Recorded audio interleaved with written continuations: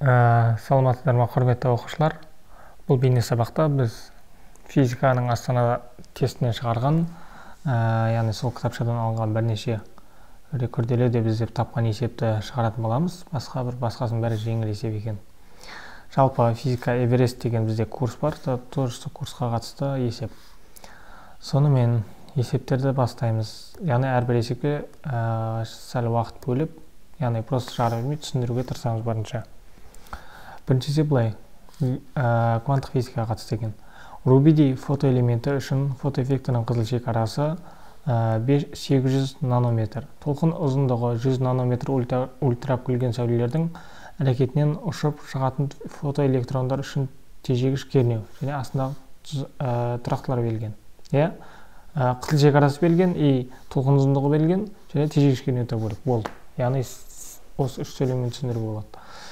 Берілгеннен бастап түсіндіруге берілген фотоэффектінің қызыл шекарасының толқын ұзындығы. Егер білетін шығарсыздар, лямбда қызыл шекара деген бар. Бір металдан мысалға бір жарық түскен кезде, содан ең максимум электрондарды ыршытып шығару үшін, яғни ең кемінде қандай болу керек? Ненің ұзындығы, яғни сол шектеулі ғой, одан төмен болса, яғни жиілігі одан төмен болса, онда электрон ыршып шығара алмайды. Ал одан, яғни қандай да бір шектеу бар, сол шектеуден асса болды, фотоэлектрондарды шығара алатын күші бар. Яғни күшейген сайын 800 нанометрден жоғары қарайға жиіліктегі нелердің барлығы, сәулелердің бәрі рубидийден жаңа электрондарды бөліп шығарады. Ол деген сөз фотоэффект құбылысын байқалдырады деген, яғни фотоэффект құбылысы жасалынады деген сөз. Жалпы қысқаша түсініктеме. Қызыл шекарасы, яғни ең кемінде минимум ыршып шығаратын күші 800 нанометр. 800 нанометр. Енді мен мұнда қалам қалың сияқты. 800 нанометр. Енді нано деген сіздер білесіз, анда кесте бар ғой, анда кестеде нано, милли, гекта, кило, сондайдың бәрі бар. Нано деген ода көрсетіп қойған 10-9 дәрежесі деп. Сонда мына нано деген 10-9 дәрежесіне тең болады. 800 деген ол 8 көбейтілген 10-2 дәрежесі. 10-2 дәрежесі деген сөз 2-0. И наноның орнына біз 10-9 дәрежесін қоямыз. И нанодан кейін не тұр? Метр тұр, Сонда 10-2 дәрежесі, 10-9 дәрежесі қанша болады? 8 көбейтілген -7 болады. Метр, Енді мен мұның барлығын өшіріп тастап, бұлай жазайын, лямбда тең болады, қызыл шекара бұл. Лямбда қызыл деп қоямыз. 8 көбейтілген 10-7 дәрежесіндей метр, оның қызыл шекарасы. Және де толқын ұзындығы 100 нанометр ультракүлгін сәулелердің әрекетінен ұшып шығатын фотоэлектрондар үшін тежегіш кернеу дейді. Лямбда, бұл да лямбда деген толқын ұзындығы, ол 100 нанометр. 800 дегеніміз 8 көбейтілген 10-7 дәрежесі болса, 100 дегеніміз 1 көбейтілген 10-7 дәрежесі. Метр, бұл түсінікті уже. Тежегіш кернеуді табыңыз дейді, яғни кернеу. Кернеудің өлшем бірлігі вольт, Осын табыңыз дейді. Сіздер мынандай нәрсені білесіздер, Эйнштейн теңдеуі деген нәрсе бар. Эйнштейн теңдеуі дегеніміз ол энергия, яғни мысалға бір металл тұрады, фотоэффект құбылысында мысалына бір металл, осы металлға түскен жарық, яғни жарық деген сөз ол энергия, қандай жиілігі бар, толқын ұзындығы бар. Ол тең болады. Осы мысалында бір электрондар ұшып шықты дейді. Жарық шағылды, былай мысалында шағылып кетті, болмаса сіңді, әйтеуір бірақ ішіндегі электрондарды бөліп шығарды неге кеңістікке. Осы энергия тең болады, осыны бөліп шығаруға кеткен неге жұмысқа кетеді. Яғни энергия жоқ болып кетпейді ғой, бір энергияның қандай да бір күші, қандай да бір бөлігі осы электрондарды ыршып шығаруға кетеді. Яғни шығу жұмысы деп айтады. Яғни шығу аты айтып тұр, неде металдан шығу жұмысы. Бұған қосылады және осы мыналардың энергиясы әрбір электронның кинетикалық энергиясына кетеді. Кинетикалық энергия, яғни электрондардың санын білуге болады осыған қарап, Яғни не? Бұл о бастағы түскен энергия кетеді, мыналардың жалпы шығу жұмысына кетеді. Яғни мына жерде металдан бөліп шығару керек қой, соған бір күш кетеді. Шыққаннан кейін электрондар қозғалыс жасайды, қозғалыс жасаған дененің міндетті түрде кинетикалық энергиясы болады. Кинетикалық энергиясына тең. Тең болады А шығу плюс кинетикалық энергия. Енді мынандай тағы нәрсе бар, кинетикалық энергияны W мен белгіге, W кинетикалық энергия тең болады, оның орнында W-ді қолданайықшы. W кинетикалық энергия тең болады бізде тежегіш кернеу үшін. E/U деген формула бар, ол рентгенге қатысты. Яғни деген бір бөлшектің заряды және соған әсер ететін кернеу, яғни мысалы бөлшек тұрса, соған мысалы мынандай бір кернеу әсер етіп тұрса, онда ол бөлшек осы не бойымен қозғалады, күш сызықтармен. Яғни мына бөлшектің зарядына байланысты, зарядына байланысты, және оған әсер етіп тұрған мына кернеу бар ғой, мына кернеу У, осыған байланысты. Яғни оның осы кернеудің күші көп болған сайын, зарядтың күші көп болған сайын, оның несі болады, энергиясы да көбейе береді. Яғни қозғалыс жылдамдығы, массасы деген сияқты. Енді айта берсек көп. Бұл енді теориялық түсіндірмелер. Яғни бізде осындай бір формула бар. Бұл формуланың мағынасы осы. Яғни бөлшекке түсірілген энергияның оның зарядына тура пропорционалдығы. Яғни кинетикалық энергия. Яғни бір бөлшектің кинетикалық энергиясын осылай анықтаймыз. Егер мысалы сізде бір тас ұшып бара жатыр, бір қандайда массасы бар, жылдамдығы мынау десе, сіз сипаттай аласыз. Ал бірақ бұл жерде электрон деген нәрсе ғой. Электрон деген нәрсе ол өте кішкентай нәрсе, сондықтан олар үшін өте кішкентай шамалар қолданылады. Енді бізде кинетикалық энергияның формуласын жаздық, Эйнштейн теңдеуін жаздық. Бұларды білу керек. Өз азғантай осы кванттық физикада мектеп қабырғасында бір максимум 7-8 формула шығар. Оған да жетпейді. 5 формула ма болу керек осындай. Планк тұрақтысы мынау деген сияқты.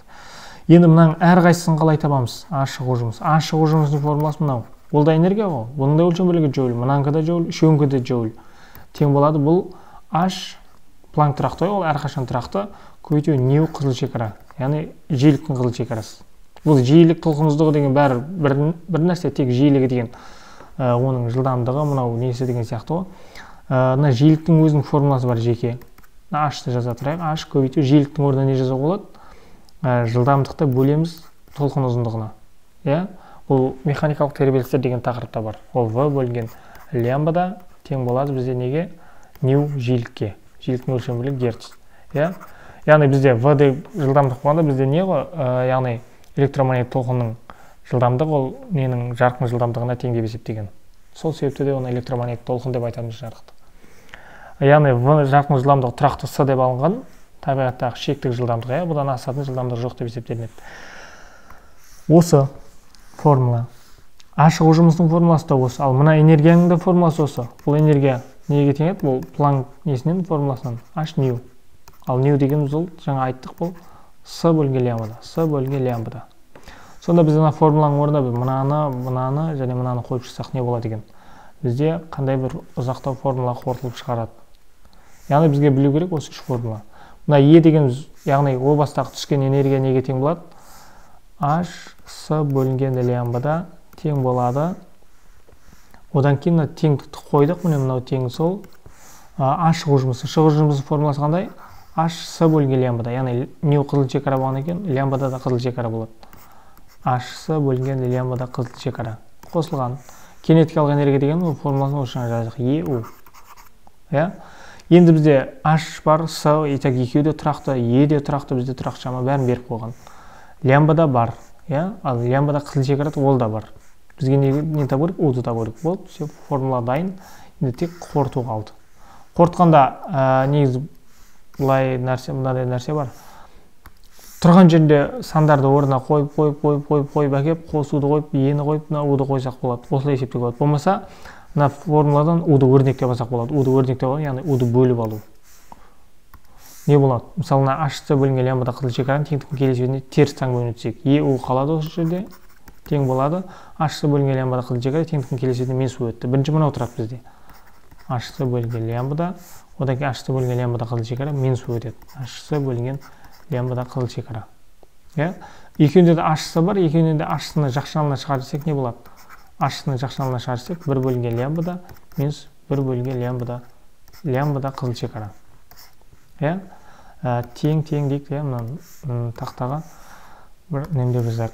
Ол неге тең болды? Е У-ға тең болды ғой. Е У деп жазып қоямыз. Енді бізде У-ды бөліп алуымыз керек. У-ға қойылып тұрған Ені не істейміз? Бөліп жібереміз. Бөлу Е болып кетті. Так, бұны да ыңғайлап жазайық. Тағы да не болып кетті, бұзылып кетті. Тең болады У-ға. Бізге уже керекті формула дайын болды енді. Так, мынау да уже керек емес деп ойлаймын. Мынаудалар да керек емес уже. Себебі бізде тақта жетіспейді. Енді H С бөлінген Е, мынаның ішінде 1 минус лямбда қызыл шекара, енді осындай нәрсе тұр. Енді осыларды есептеу керек. Енді әлі де 1 бөлінген деген қиын нәрсе бар. Мұнан бетеміз, мынаған ортақ бөлім береміз. Лямбда қызыл шекарадан мынаған береміз, мынаған береміз. Оны математикадан білесіздер. Бұда не болады? Тең болады бізде. Үстінде 1 көбейту лямбда қызыл шекара азайтуды қоямыз, одан кейін лямбда тұрады. Бөлшектің бөлімден тұрады, екеуінің көбейтіндісі лямбда көбейту лямбда қызыл шекара. Оны білеміз не үшін екенін. Жақшаның іші осыған тең. Сонда бізде жалпы формула неге тең болады? У тең болады H бөлінген E жақшаның ішінде лямбда қызыл шекара минус лямбда бөлінген лямбда көбейтілген лямбда қызыл шекара. Әңгіменің бәрі лямбда болды. Енді біз бәрін қорытып біттік. Өрнектеп те алдық, өзімізге ыңғайлы болу үшін. Өрнектеу неге есептеуге ыңғайлы болу үшін ғана. Тең. Бұлай бөліп қойсақ, мұнда жалғастырайық. Тең. Не істейміз бірінші? H бөлінген E. H деген көбейтінді өте көп жерде кездеседі, сондықтан көбейтіндіні жаттап алсаң дұрыс. H дегеніміз мынаған тең, S деген мынаған тең. 6,6-ті 3-ке көбейтеміз, 19,86. Осыдан жаттап алу керек екен. H деген өте көп кездеседі.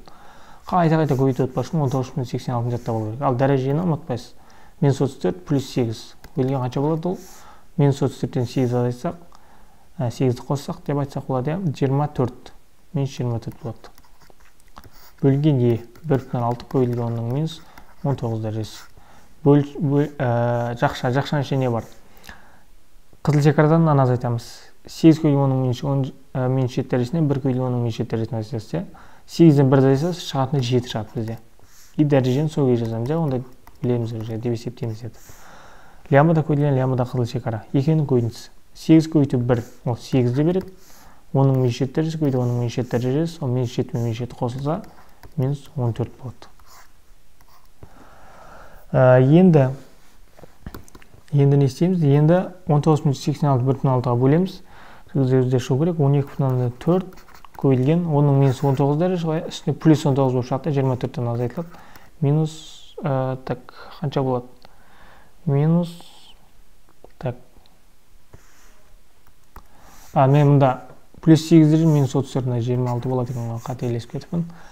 -26 плюс 19 -7 дәреже болады, көбейту 7 бөлінген 8 0,87 болады, көбейту -14 үстіне плюс 14 болып шықса, -7 плюс 14 қанша болады? Ол плюс 7 береді. 2 дәреже бір-бірін жау жүреді. 12 0,87-ге көбейтсек, бізде шығады жоқ шамамен 11. 10,81 деген шығады, енді жоқтап 11 деп дөңгелетеміз. Сонда бізде E нұсқасында тұрған жауап дұрыс. Бір есепке осындай уақыт тоқталдық қой, шамамен 12 минут кетіпті түсіндіруге. Келесі жолы нұсқа талдағанда басқа жолда уже мынаны жазамыз, одан кейін сразу керекті формуланы жазамыз, қорытып шығара береміз, екен теориялық түсіндірме қажет етпейміз. Келесі есептер енді кванттық физикаға қарағанда оңай. Оқушы серіппенің қатаңдық коэффициентін анықтау мақсатында серіппеге әртүрлі жүктерді пайдалана отырып тәжірибе жасады. Өлшеу нәтижелері бойынша ілген жүктің массасы мен серіппенің сәйкес ұзындығы бойынша график салған. Осы график бойынша серіппенің қатаңдығын табыңыз дейді. Мына жерден не ретінде жаңағыдай подсказка ретінде мынандай сурет қойыпты. Серіппе осылай деген сияқты, тек мына жерде соның есі координаттық осьтегі сызбасы. Енді не істейміз? Енді мынадай нәрсе жасаймыз. Сіздер білесіздер, Гук заңы деген қатаңдыққа байланысты. F тең болады K көбейту дельта X. Енді X деген олда орын ауыстыру не деген сияқты, бізде L деп айтайықшы, дельта L. Өзі бірақ формула болу керек боларға да қатысты. Өзі жалпы физикада мектепте қанша 50-ге жетпейтін формула бар. Өзі кішкентай қалған бәрі содан туындайды. 50-ге жетпейді, 30-ға да жетпей ме сондай. Енді былай. F дегеніміз неге тең? F бұл жерде қатаңдық күші ғой. Енді бірақ бұның массасы бар жерде, оның массасы төмен қарай қандай күшпен әсер етеді? mg деген күшпен әсер етеді. Яғни тікелей массаға қатысты деген сөз. Яғни массаға қатысты қандай күш бар? Ол ауырлық күші. Яғни мынау тең болады бізде ауырлық күшіне. Ауырлық күші дегеніміз ол неге тең? mg-ға тең болады. Оның теңдіктің оң жақ бетінде k дельта L. Енді осы жерден бізде қатаңдық табу керек. K тең болады неге? Дельта L бөлу тұр екен, көбейтіліп тұр екен, бөлу қып жібереміз. mg бөлінген дельта L тең болады m масса. Бізде енді мыналарға қатысты, графикке қатысты түсінік болу керек, себебі бізде математикалық білім болса. Дельта деген сөз соңғысынан бастапқысын азайту. Соңғысы бізде қанша? 0,2. Соңғы дельта 0,2. Ең бастапқысы, яғни ол о баста 0,1 тұғын. Яғни жүкті ілгеннен кейін созылып кетті 0,2-ге дейін барды. Сонда Ол жалпы ұзындығын таппайсыз, сіз қаншаға дейін ұзарған табасыз. Оны табу үшін ең соңғы ұзындықтан бастапқы ұзындықты аласыз, мына ұзындық шығады. 0,2-ден 0,1 аласыз, 0,1 шығады. Дельта L деген 0,1. Массасына қараймыз енді. О баста масса 0, 1-ден 0,6 алды деп есептейміз. Көйті G 10-ға тең. 10 мен мынау кетеді, 6-ны 0,1-ге бөлсек 60 шығады. 60 қатаңдықтың өлшем бөлігі ньютон бөлінген метр. В нұсқасында тұр. Так, бұл есепте айтат болды. Енді келесі былай. Жылдамдығы 20 метр секунд, ал доңғалақтарының айналу жиілігі 8 Гц, автомобиль доңғалағының шеткі нүктелерінің центрге тартқыш үдерін табыңыз дейді. Белгіні жазайық. В тең болады 20 метр секунд, жиілігі нью тең болады 8 Гц, центрге тартқыш үдеу. Все. Осы шақшама табуымыз керек. Шақшама берілген. Біреуін табуымыз керек. Бұлай, сіздер мына нәрсені білесіздер. Ең бірінші центрге тартқыш үдеуінің формуласы қандай, сонда болайық. Центрге тартқыш үдеу тең болады v квадрат бөлінген r. Енді бізде v бар, бірақ r жоқ. V мен ньютон r-ді өрнектеуіміз керек. Ол қалай? Жалпы v деген жылдамдықтың тағы бір формуласы бар, андай v тең болады омега r деген. Бұның да қорытуы бар, енді нақты қазір есіме түспейді, сондықтан қорыту формуласын көрсете алмай тұрмын. Бұлай, омега r жалпы білуіміз керек формула. Оның кейін бір неде көрсетілем.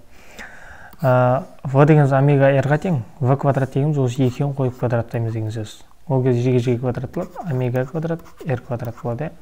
Бөлінген еще r бар. Ол мына r. V квадрат дегеніміз мынаға тең. Енді қысқартамыз, сөз не қылады? Омега квадрат r қылады. Енді не істейміз? Омега квадрат деген 2 омегаға жіктейікші. Омега көйді омега, көйді r. Нәке көйді квадрат болады. Енді бұна 1 омеганы r мен біріктір жесек, ол не болады? Омега r деген v-ға тең болады. Бұна неге тең болды? Бізде формусан құрылы омега көйді v. Омега көйді v. Енді омеганың өзі ол бұрыштық жылдамдық қой. Бұрыштық жылдамдық неге тең еді? 2π нью. Ең негізгі формуласы.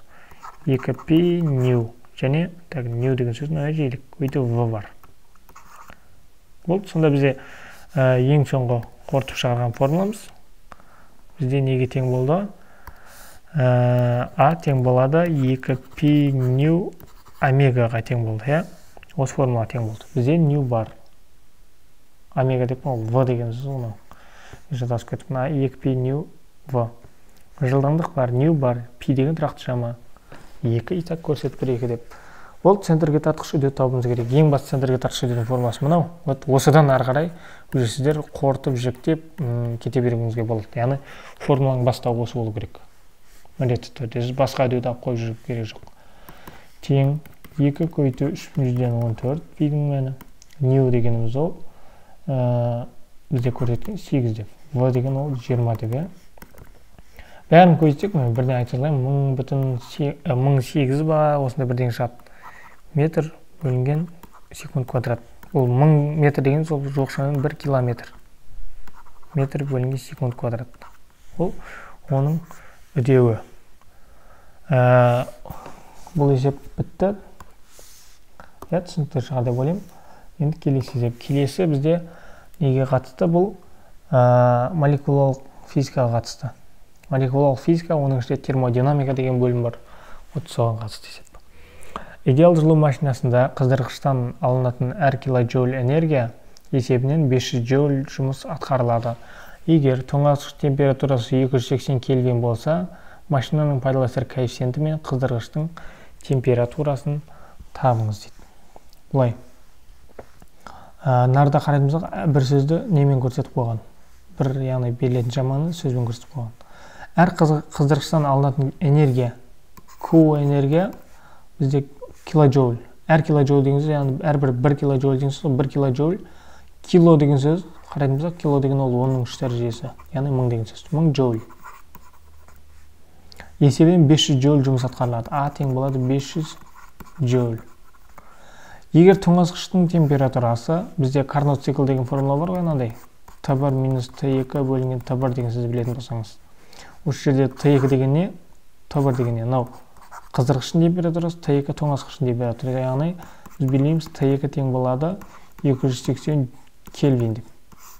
Бізге табу керек бірінші машинаның пайдалы әсер коэффициентін и сосын барып қыздырғыштың температурасын.